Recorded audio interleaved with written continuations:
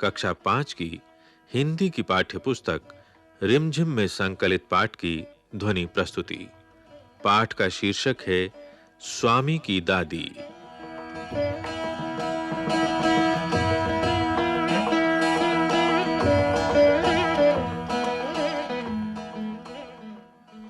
बैठक और भोजन कक्ष के बीच कम हवादार अंधेरे गलियारे की बंद सी कोठरी में स्वामीनाथन की दादी अपने सारे सामान के साथ रहती थीं। उनका सामान था 5 दरियों, 3 चादरों, 5 तकियों वाला भारी भरकम बिस्तर, पटसन के रेशे का बना एक वर्गाकार बक्सा और लकड़ी का एक छोटा बक्सा जिसमें तांबे के सिक्के, इलायची, लौंग और सुपारी पड़े रहते थे।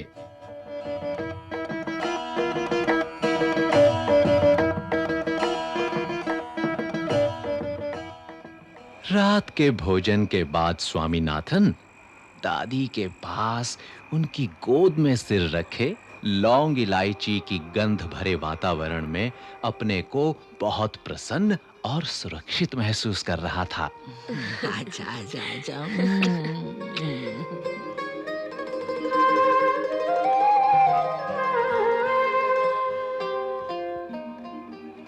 बड़ी प्रसन्नता से भरकर वो बोला, ओ दादी, तुम नहीं जानती राजम कितनी ऊंची चीज है। अच्छा, उसने दादी को राजम और मणि की पहले दुश्मनी और फिर दोस्ती की कहानी कह सुनाई।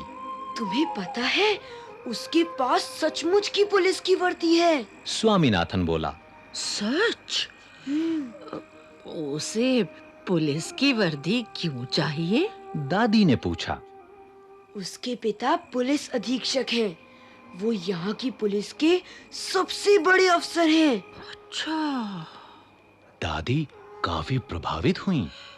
उनका सच में काफी बड़ा दफ्तर होगा। उन्होंने कहा। फिर उन्होंने उन दिनों की कहानी सुनानी शुरू की जब स्वामीनाथन के दादा रौबदार सब मजिस्ट्रेट थे, जिनके दफ्तर में पुलिस वाले कांपते हुए खड़े रहते थे। उनसे डरकर खूंखार से खूंखार डाकू तक भाग खड़े होते थे। स्वामीनाथन अधीर होकर उनकी कहानी खत्म होने का इंतजार करने लगा। लेकिन दादी बोलती ही गईं, इधर-उधर भटकती हुई और अलग-अलग समय पर घटी घटनाओं को गडमड करती हुई। बस काफी है दादी, उसने रूखे स्वर में कहा। मैं तुम्हें राजम के बारे में कुछ बताना चाहता हूँ।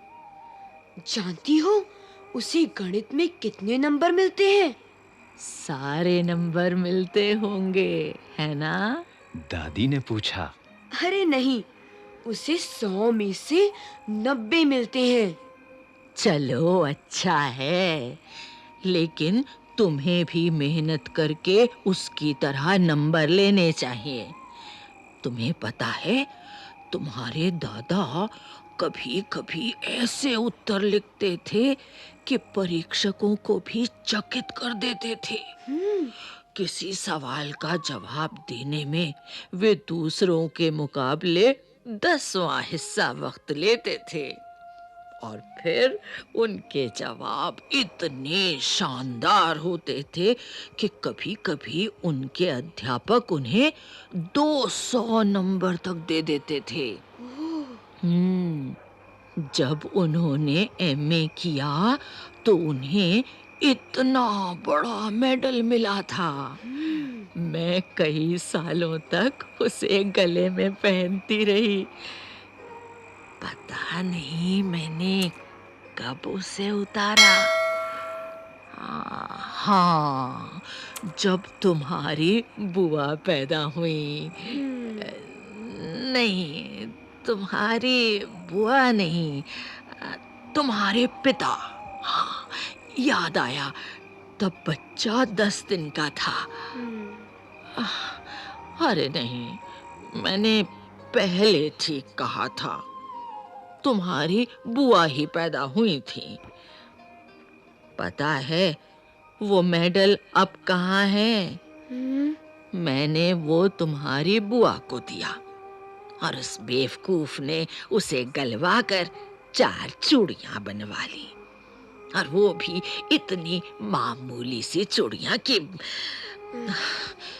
मैं हमेशा कहती रही हूँ कि हमारे परिवार में उस जैसा महामूर्ख कोई नहीं। और अब बस भी करो दादी। तुम बेकार की पुरानी कहानियां सुनाती रहती हो। क्या तुम राजम के बारे में नहीं सुनना चाहती? हाँ, बोलो। दादी, जब राजम छोटा सा लड़का था तो उसने शेर मारा था। सच? बड़ा बहादुर लड़का है।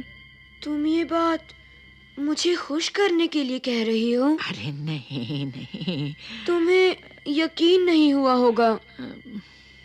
स्वामीनाथन ने बड़े उत्साह से कहानी शुरू की। राजम के पिता एक जंगल में डेरा डाले हुए थे। अच्छा।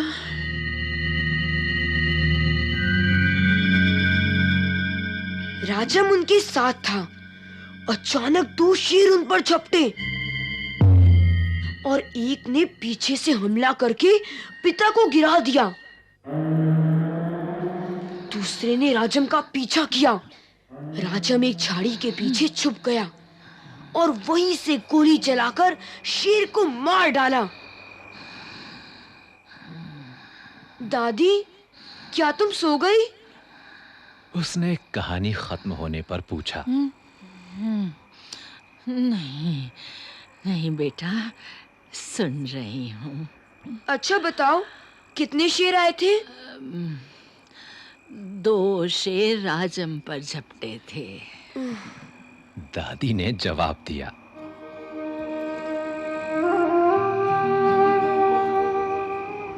स्वामीनाथन दादी के गलत जवाब से चिढ़ गया। मैं तुम्हें इतनी जरूरी बातें बता रहा हूँ और तुम नींद में ना जाने क्या-क्या ऊल जलूल कल्पना किए जा रही हो। अब मैं तुम्हें कुछ नहीं बताऊंगा। मैं जानता हूँ तुम क्यों ऐसा कर रही हो। तुम राजम को पसंद नहीं करती। अरे नहीं नहीं, वो तो बहुत प्यारा लड़का है। दादी ने बड़े विश्वास से कहा। उन्होंने राजम को देखा तक नहीं था। स्वामीनाथन खुश हो गया। दूसरे ही क्षण उसके मन में एक नया संदेह पैदा हुआ। दादी, शायद तुम्हें शेर की कहानी पर विश्वास नहीं हो रहा है। मैं एक-एक शब्द पर विश्वास करती हूँ। दादी ने स्वर में मिठास भरकर कहा। स्वामीनाथन को इससे खुशी हुई, लेकिन उसने चेतावनी के तौर पर जोड़ा। जो भी उसे झूठा कहेगा वो उसे गोली मार देगा। अच्छा। दादी ने इसका समर्थन किया और हरिश्चंद्र की कहानी सुनाने की बात कही, जिसने वचन का पालन करने के लिए सिंहासन, पत्नी और बच्चे को खो दिया और अंत में उसे सब कुछ वापस मिल गया। उसने कहानी आधी ही सुनाई थी कि स्वामीनाथन खर्राटे लेने लगा।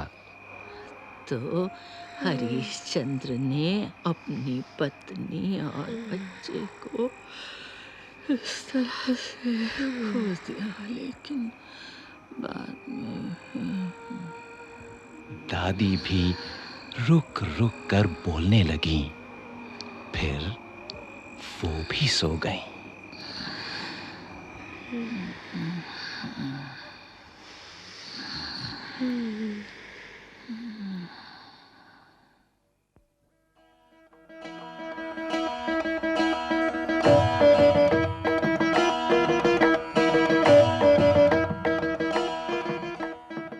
स्वामी की दादी। अभी आप सुन रहे थे ये कार्यक्रम